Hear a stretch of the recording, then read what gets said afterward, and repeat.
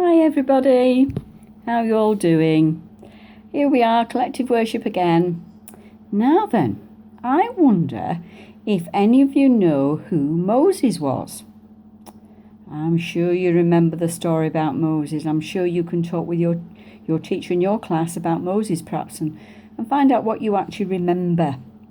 Well, today we're going to look at not Moses, but at his mother. Because, Moses was a courageous man, but we're going to look at his mother. Now, why are we going to look at his mother? Well, we're actually going to look at his mother and his sister because they were both very courageous.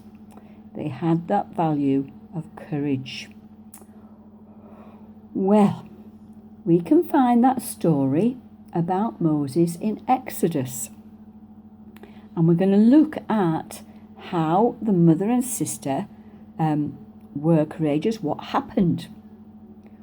Well, in my Bible it tells me that Moses' mother was called Jochebed and his father was called Amram. But at that time he wasn't called Moses, he was just a boy that had been born to them, a new baby boy. Now sadly, the Egyptian king had been, he got some new laws and he was very, very cruel. And he didn't want any Israeli boys being born. So he was proposing to do something really horrible to them. Well, Jochebed looked at a beautiful baby and she thought, I mustn't let this king do anything to my baby boy. I'm going to hide him. And I know that God will keep him safe. And she prayed to God and she asked for God to help her. At first all went well. But the tiny baby soon grew into a big bouncing one, and his cries grew louder. Well, she was a bit frightened that he was going to be found. As she hushed him asleep, she prayed again, and she prayed to God and thought and planned, and then she began to make a cradle from the river reeds, just like the fishermen made their boats. When it was finished, she smeared the outside with tar to keep it waterproof. And while the baby slept, she put him gently into the cradle and carried him to the water's edge. Taking little sister Miriam with her, the baby's little sister Miriam with her, she placed the basket among the tall reeds and, leaving Miriam to keep watch, sped quickly home. Still as a mouse, Miriam crouched in her hiding place and waited. Soon she heard chatter and laughter.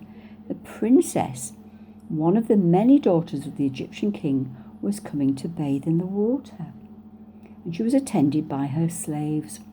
As Miriam watched, her heart beating fast, the princess stopped. Look, she said, there's a basket in the reeds. Fetch it.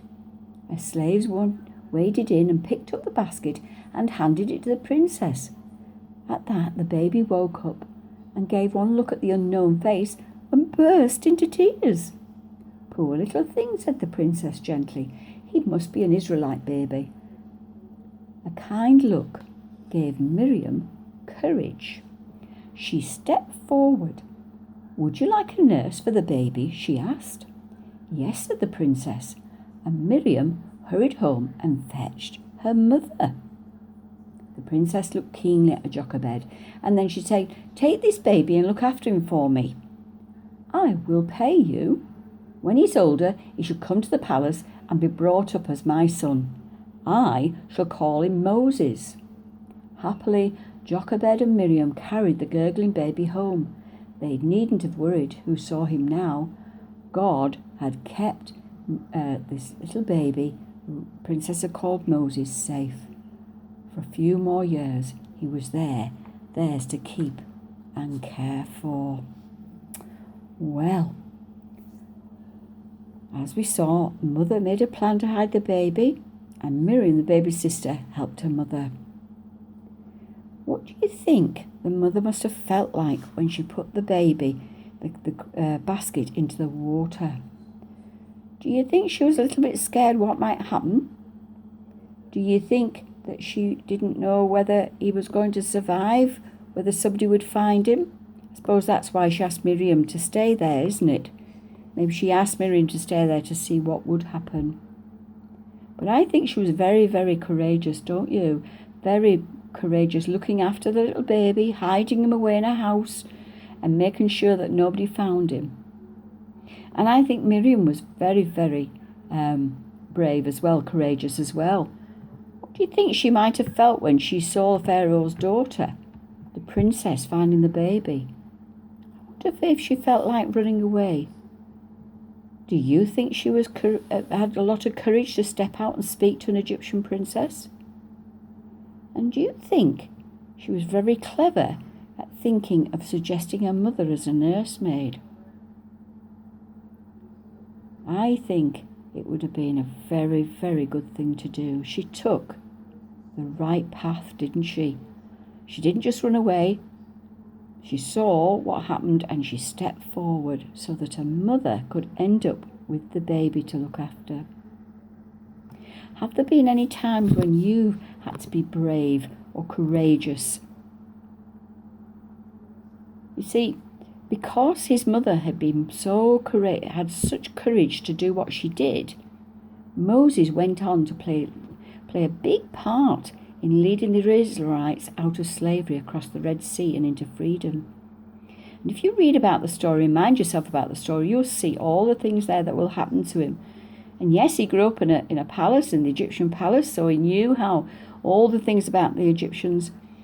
But then he went on to do that amazing thing when God asked him to do what he asked him to do.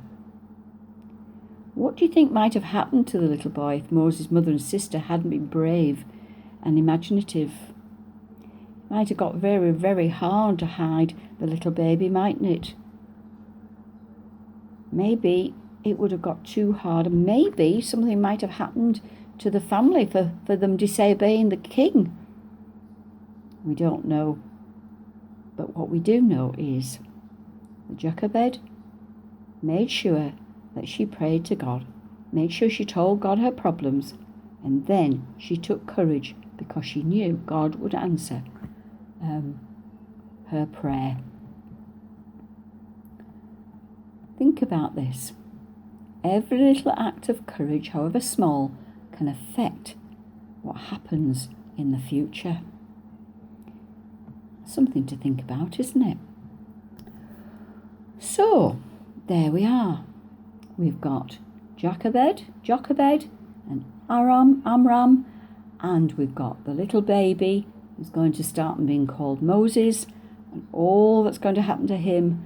And we've got his lovely sister Miriam, who's not only had been such a big, courageous girl, but she also thought of a very, very quick plan to help her mummy bring up the little baby that was her brother.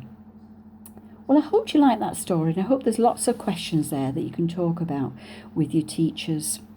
You might want to draw some pictures of Moses, of the little baby boy, in that little rush boat that his mummy made. Perhaps you'd like to have a little bit more look about Moses and see how he grew up in the Princess Palace. Have a look in the story and see what happens. I'm sure you'll find lots of things that you can do in your bubble. So, let's finish our time of collective worship now by putting our hands together, eyes closed so we don't get distracted. Dear God, thank you for the life of Moses, a brave leader who led his people from slavery to freedom.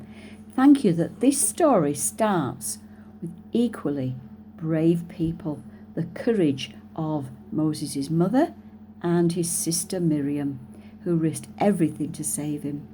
Help us to learn from the story of Moses' mother and his sister Miriam that sometimes little acts of courage can go a long way and help other people to move along and find the right path for themselves. Amen? Amen.